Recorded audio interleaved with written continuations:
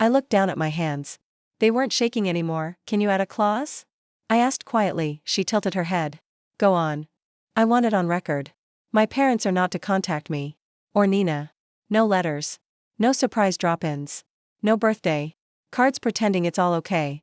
Amara nodded, already writing. We'll make it airtight. That evening, I passed by the corner cafe where Mom once told me, no one's going to believe your little stories, Elena. You always make things sound worse than they are. Funny, the world finally listened the moment I stopped trying to make it sound better. 3 days later, a young reporter named Kendra showed up outside Nina's school. She held her mic gently, like it might snap under too much weight. Her cameraman was older, silent, professional. They didn't push. Just asked, Ms. Brooks, would you mind sharing your story? I hesitated, not because I was afraid, but because I knew what would come with telling the truth out loud. On record. On camera, still, I nodded. She lifted the mic. Why didn't you speak up sooner?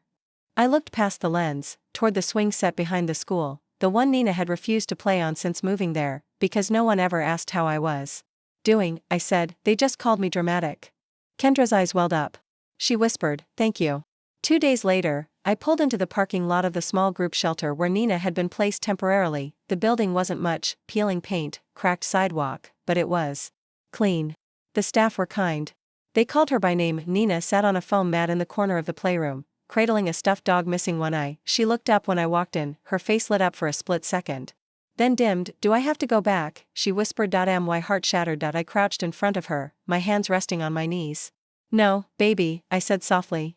Not ever. She didn't cry, she just leaned forward and pressed her forehead to mine. We stayed like that, unmoving, while the world softened around us. Back at my apartment that night, I opened a small box and pulled out something wrapped in tissue paper. A teacup, not the cracked one. A new one. White porcelain with blue forget-me-nots around the rim. I brought it to Nina the next day. She held it like it was made of moonlight. It's pretty, she whispered. Can it stay with me? I nodded. Of course. It's yours now. You don't need permission to be gentle with yourself. She nodded slowly. Will it crack? Only if someone drops it. But you won't. You'll protect it. She looked up. Like you protected me. That night, I placed the 2 cups side by side on my kitchen shelf, the old one, chipped, fractured, discolored, and the new one, whole, clean, untouched. I lit a single candle beneath them and opened my journal, the one titled Things I Was Told Never to Say. I flipped to a fresh page and wrote, they trained me to believe silence was strength. That quiet meant love. That obedience made me good. But I was never meant to carry that lie.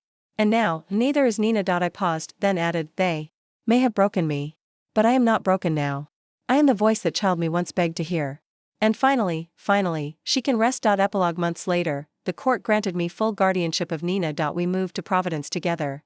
I found a small 2-bedroom above a bakery that always smelled like cinnamon. Nina started school in September. She made a friend named Zoe who liked frogs and drew hearts on every notebook. Sometimes, when Nina laughs hard, she looks like the girl I used to be, and I know now, healing isn't linear. It stumbles.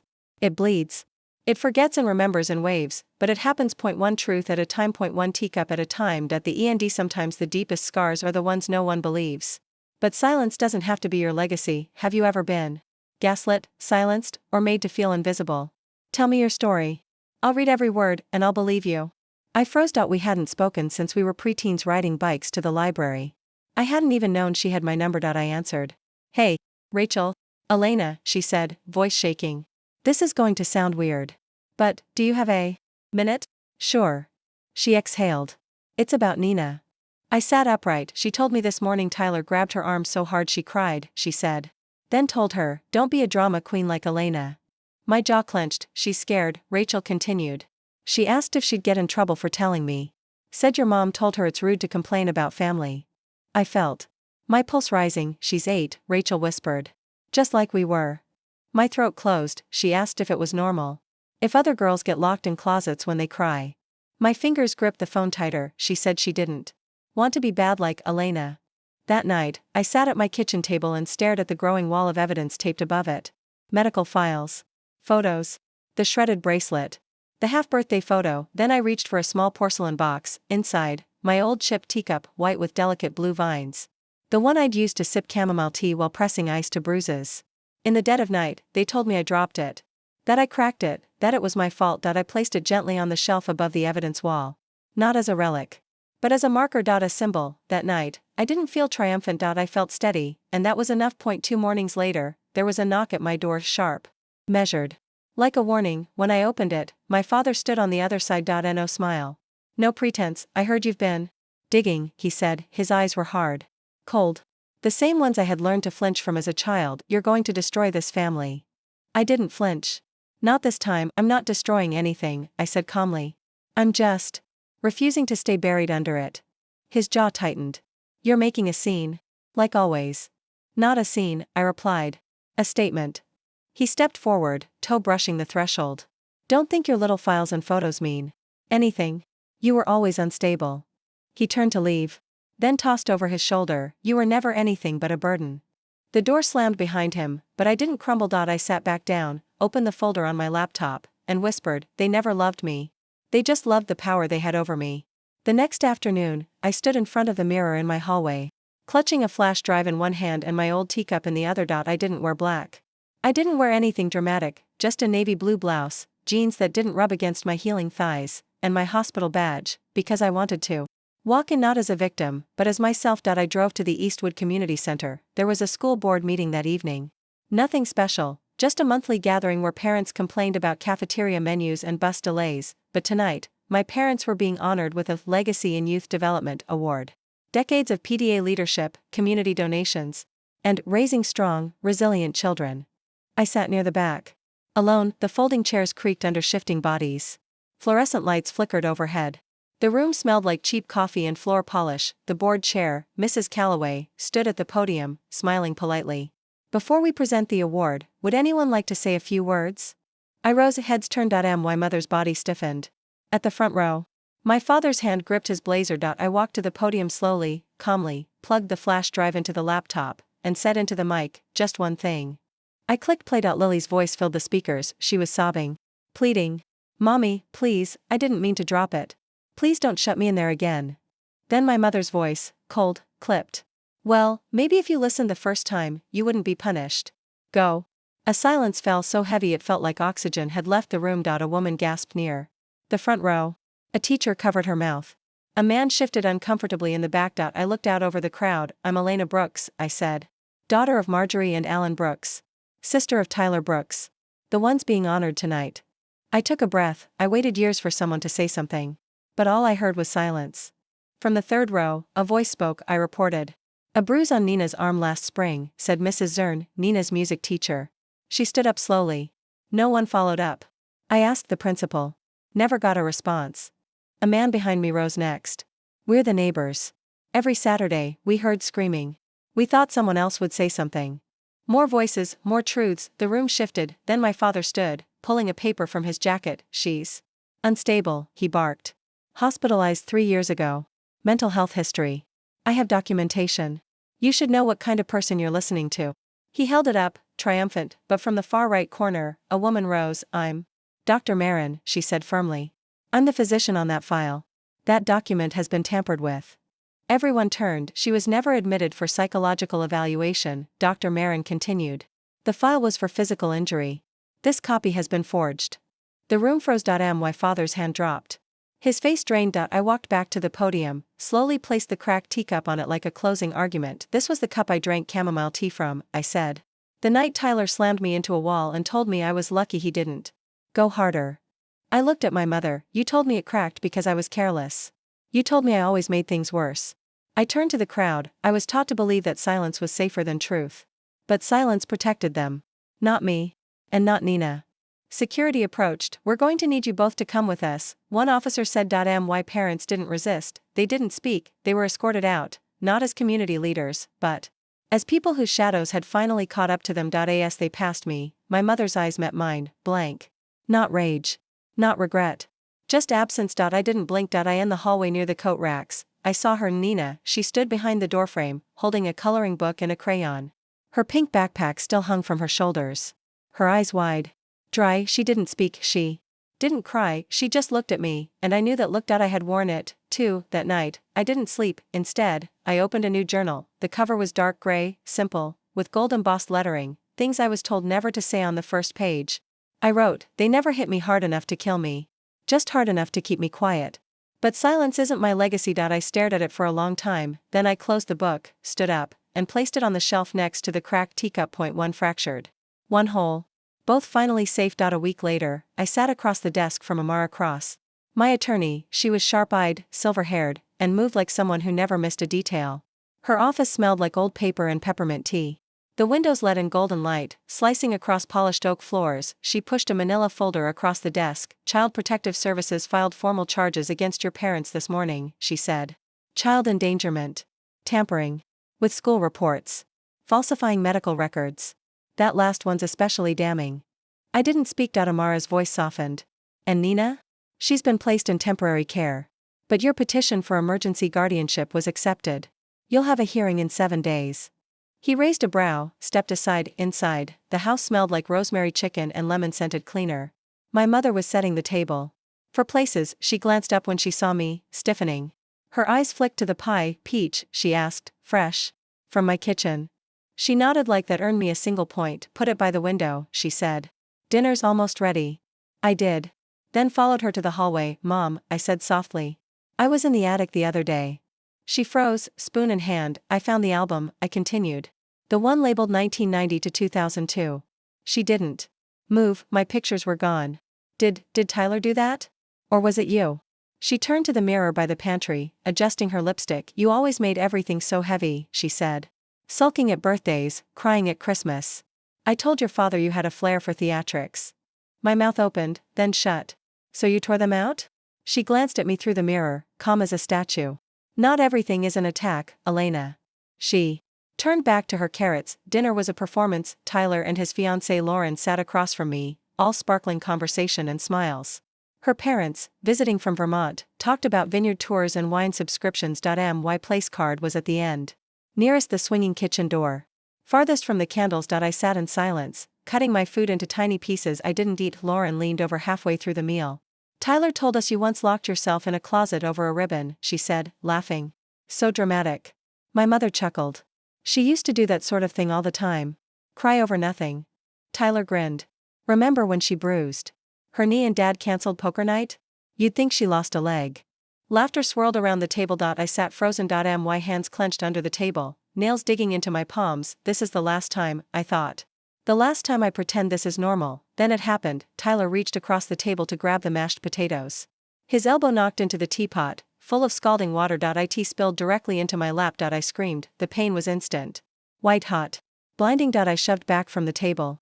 Chair legs screeching. Everyone stared. Then my mother sighed. That was your fault for sitting too close. No one moved. Tyler smirked. Guess you should have picked a better seat, huh? I stumbled into the kitchen, yanked open the freezer. Ice trays half melted. No peas, no gel packs. Nothing. I wet a dish towel and pressed it to my thighs. The cotton hissed against my skin. No one followed. No one asked. I stood there for a long time, letting the pain settle into something deeper, something colder. Then I walked out, back at my apartment. I peeled off the jeans slowly. The skin on my legs was raw, red, angry, but worse than the burn was the confirmation. This wasn't an accident. This wasn't just family. This was war. I opened my notebook. 2 new lists, people who were silent. People who helped hurt. Name by name, I filled it in, then I stopped. One name pulsed at the edge of my memory. Someone I hadn't thought of in years. Not since I was 15. Ms. Delaney. My old music teacher. She'd seen. Once, she hadn't mocked. Hadn't laughed. My hand hovered over the keyboard. I typed her name. Searched, found a town. A listing. A postal address. I didn't know if it was current. Didn't know if she'd remember me, but I wrote her a letter anyway. Dear Ms. Delaney, do you remember me? And then I added one line I hadn't said aloud in decades. Someone saw me once. I think it was you. 3 days later, a cream-colored envelope arrived in my mailbox. No return address. Postmarked from a small town upstate I hadn't thought about in a decade. I stood frozen on the front steps, the letter trembling in my hands. On the front, in delicate cursive, Elena. No last name. No Ms. Brooks. Just me. Inside were 2 pages of lined paper. I held my breath and read the first line. Dear Elena, I don't know if you remember me. I was your music teacher in 8th grade. Ms. Delaney. My chest tightened. My fingers pressed into the edge of the letter like it might vanish. I've thought about you for years. I saw the bruises. I saw your silence. I reported it. I filed a concern with the school counselor. But your parents came in, and they threatened to sue. I was 26 and terrified. I let it drop. I shouldn't have. I still have my journal from that year. I documented everything. If you ever need someone to confirm your truth, I'm here. I sank onto the porch steps, the letter shaking in my lap. She saw me. I wasn't making it up. I wasn't dramatic. I wasn't crazy. Someone knew, someone remembered. That evening, I called. The number she had included in the letter. It rang twice. Hello? Ms. Delaney? I asked softly. It's Elena. There was a pause. Then her voice cracked. Oh my God. You called. We talked for an hour. She remembered the cardigan I used to wear with the frayed cuffs. She remembered the way I winced when bowing the violin. She remembered the bruises, hidden under sleeves, under smiles. I still have my notes, she said. And the original concern form. Dated. Signed. I closed my eyes, tears slipping silently down my cheeks. For what it's worth, she added, I believe you. I always did. That night, I didn't sleep. Instead, I sat at my desk organizing everything: photos, medical notes, the voice memo I'd secretly recorded the day Tyler dumped boiling water in my lap. I titled the folder. On my laptop, Documentation, Phase 1. Then, almost on instinct, I opened an old external hard drive I hadn't used in years. The silver casing was dusty, its cord bent from storage. I didn't expect much, but when it loaded, something flickered. A folder, EB_case_2008. I didn't remember creating it. Inside were dozens of images, photos I had taken of myself, quietly, secretly, throughout high school and early college. Proof I had forgotten I'd saved. Me at 16, with a swollen lip. Me at 19, bruises on both arms. Me at 21, hiding in the university library bathroom with scratch marks down my shoulder. My eyes, dull and resigned in every shot. I stared at them for a long time, then I whispered, I documented it. And then I forgot.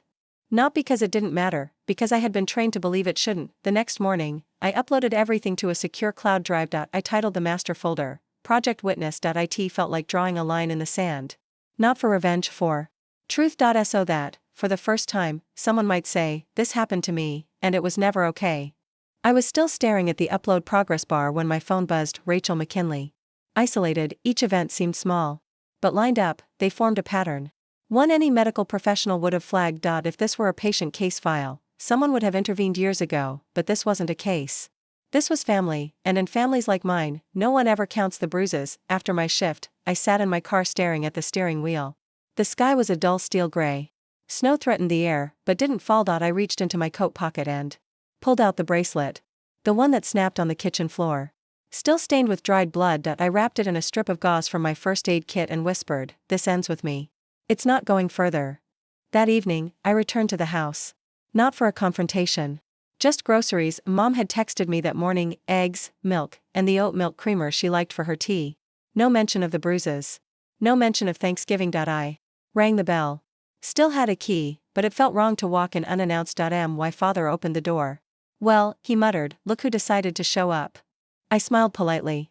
Just dropping things off. He didn't step aside. I brushed past him. The house smelled like lemon cleaner and stale potpourri. The same smell as always. Mom appeared. In the kitchen, wiping her hands on a towel. There you are, she chirped like I'd just come in from yoga class. Put the milk in the fridge, would you? I did as she asked. She glanced at my face and said, you're lucky Tyler puts up with your outbursts. Like I was the one who snapped. I nodded, placing the milk on the shelf with a little more force than necessary. I need something from the attic, I said. She didn't question it. Try not to knock anything over. The attic was musty. Warmer than I remembered. Dust floated in beams of light as I climbed the creaking pull-down ladder. Boxes. Old decorations. Faded yearbooks. Then I found it, a trunk in the corner, labeled in child's handwriting, Family 1990 to 2002. I pried it open. Inside were photo albums. Yellowed pages curled with age. The first showed Mom pregnant. Then Tyler's baby photos. His birthdays. His trophies. Page after page, the boy king of the household. I searched for myself, almost nothing. A group photo. Here. A school recital shot there, always at the edge, half shadowed. Then I found it, an album half burned at the edges. Warped. Moldy in places, inside, torn out pages. But one remained, half a birthday photo. Pink frosting on a cake.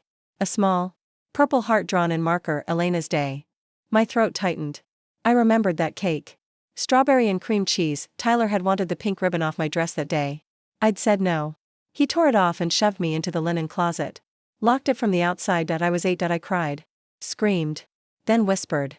Then fell asleep. On a pile of towels, heart hammering, skin clammy. I remembered the shadow under the door. Mom's heels.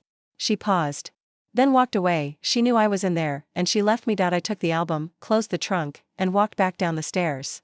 Slowly, every step aching. Mom didn't notice the album in my arms. She was dicing onions. You want to stay for tea? She asked, voice sweet. I got your favorite. I looked at her and said, I found my old teacup upstairs. Did you? She said. Still cracked? I stared at her. I remember. What you told me when it broke, I said.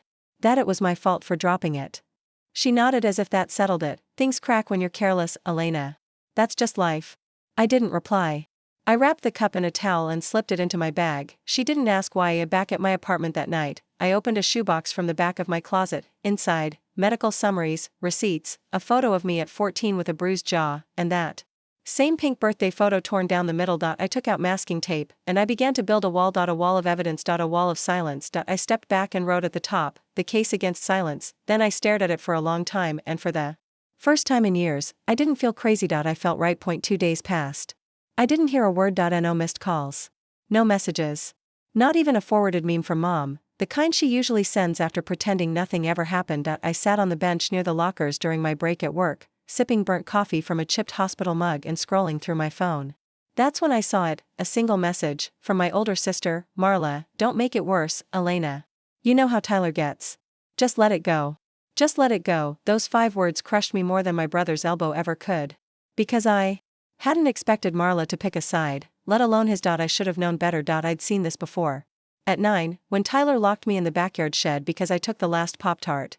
I was covered in mosquito bites and sweat when they finally found me. My parents had scolded me for playing too rough.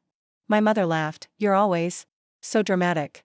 Even back then, I learned the pattern of cry quietly, or don't cry at all. Back in the ER, I slipped into the linen closet and pulled out my notebook again. I flipped to a new page and titled it, History of Being Too Much. Age 9, dramatic, for crying after being locked in shed. Age 12, overreacting, when Tyler slammed door on my fingers. Age 17, hysterical, for confronting Mom about Dad's drinking. Age 21, too emotional, to be part of estate discussions. Age 29, making it worse, for reporting assault. I stared at the page until the letters blurred, then, slowly, I turned to the next one and kept writing, not for them. For me. That night, I drove past my parents' house. I wasn't planning on stopping, just orbiting, but the porch light was on, and a second car was in the driveway, a smaller one. Not Mom's. Not Dad's. Not Tyler's. A child's backpack sat on the porch bench. Pink with unicorn stickers. I froze. I parked across the street and stared at the house like it might shift if I looked long enough. Then my phone rang. Joanne. I hadn't spoken to her in years, not since we were 12 and spent afternoons chalking hopscotch on the sidewalks. I answered. Joe. Elena? Her voice was tentative. Hey. This is going to sound weird, but I needed to ask you something. I pressed the phone to my ear. You don't know my niece, Nina, do you? I stiffened. Should I? She's 8.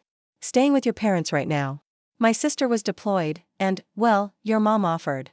I slid through my chest. Why are you asking? This morning, Nina said something odd, Joanne continued. Said your brother pushed her. Told her not to act like a drama queen. Like Elena. Said she was faking. Her wrists a little swollen. My breath caught. She was crying, Joanne whispered. And Elena, she doesn't lie. She's not that kind of kid. I said nothing for a moment. Just stared at the light in the upstairs bedroom window, the one that used to be mine. I don't know what to do, Joanne said. I thought maybe you might. I sat back hard against the car seat, different child. Same house. Same hands. The old debate screamed in my head, speak, and be branded hysterical. Stay silent, and let it happen again. Do I risk everything, or do I become the woman I once needed? The next morning, I baked a peach pie, not because I wanted to, but because I needed to appear soft, familiar, non-threatening. I wore my nicest cardigan, covered the bruise on my collarbone, and tied my hair back in a braid, the way Mom always said looked less confrontational. I rang the doorbell like I hadn't lived here for 17 years. Dad opened it. He looked me up and down. Didn't expect you. I smiled politely. Thought I'd check in. Brought pie. Asterisk. Hi, I'm Elena. My brother slammed me into the pantry door so hard my ribs cracked against the frame, then brought his elbow down into my face before I could even scream. My lip split. My nose burst open. Blood dripped down my chin and soaked into the collar of my cardigan. I stumbled, gasping, fingers outstretched toward the phone. I wasn't even fully conscious of what I was doing, just surviving on muscle memory, instinct. But before I could press 911, my mother snatched the receiver from my hand like she was cleaning up a spill. It's just a scrape, she snapped. Don't start this again. And my father, from the living room recliner, didn't even glance up from the TV. She's always been like this, he muttered. Drama queen. They thought I'd let it go. That I'd wash my face, swallow the ache, and go back to pretending we were a family, but something shifted that night. Before I tell you everything, let me ask, have you ever been ignored by the people who were supposed to protect you? Have you ever screamed for help and watched the people you loved most look away? Drop a comment. Tell me what time you're listening and where you are. Because this story, it's not just mine. Thanksgiving always hung heavy in our house. Not because of the food, not even the fights. It was the silence. The kind that sizzled under clinking forks and over-polite smiles. This year, the turkey was rubbery, the gravy too salty, and the wine far too sweet. I was standing in the kitchen, scraping stuffing into the trash while the dishwasher hummed. Behind me and the fluorescent light flickered above like a faulty heartbeat. I wasn't trying to cause trouble. I swear. I only said, so Tyler, I heard Mom and Dad signed the house over to you. That true? I wasn't bitter, at least, not entirely.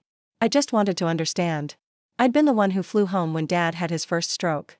I'd stayed overnight in the hospital after Mom's biopsy. I'd cleaned her puke out of the sink during chemo. No one had told me anything about the house. Tyler turned toward me, beer in hand, that smug smile curling at the edges of his mouth.